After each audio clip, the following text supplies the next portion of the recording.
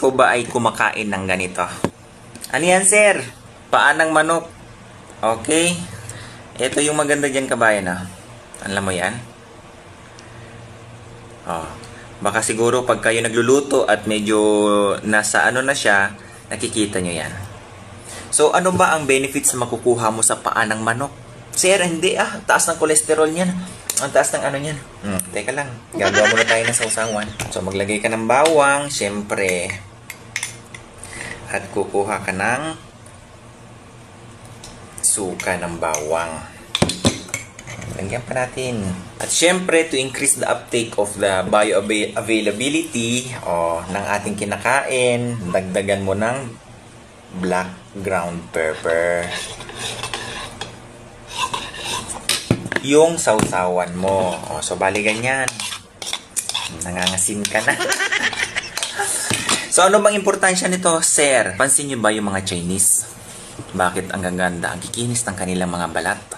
Sino ang pinakamataas na nagkokonsumo ng paa ng manok?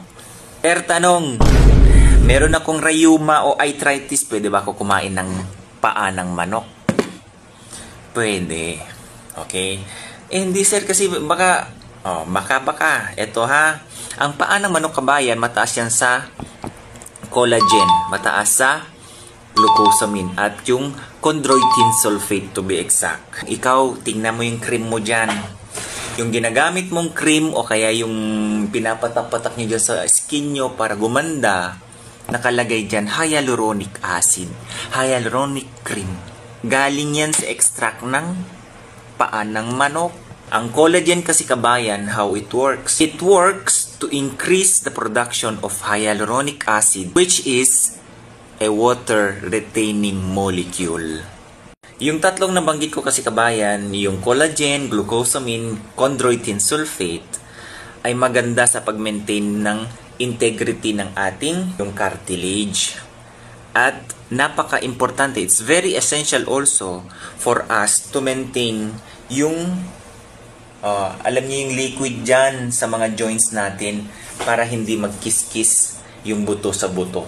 Yan ang nananakit. Also, to decrease yung sintomas ng rheuma at arthritis. So, maganda ito, kabayan.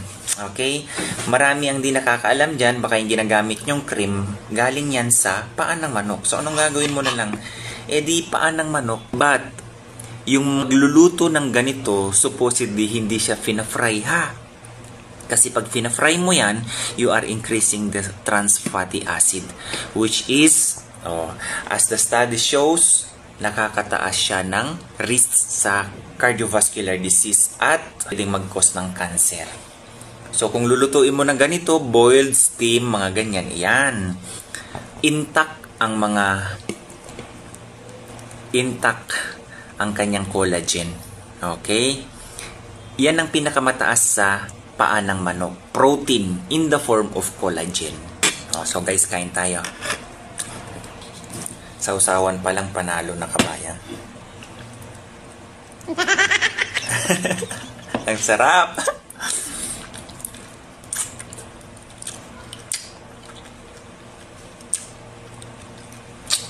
At pampatibay ng dila.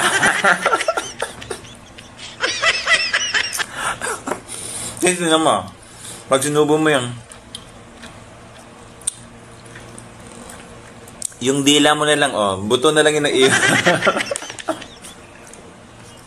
Okay? Kakilala ako kumakain ng ganito. Isang subo lang na buong ganyan, no? Paglabas, puro buto na.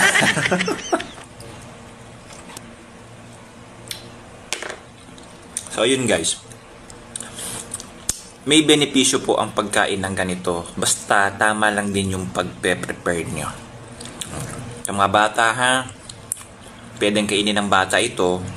Pero tandaan, baka ma-choke dahil sa buto. Yan ang disadvantage sa bata. Okay?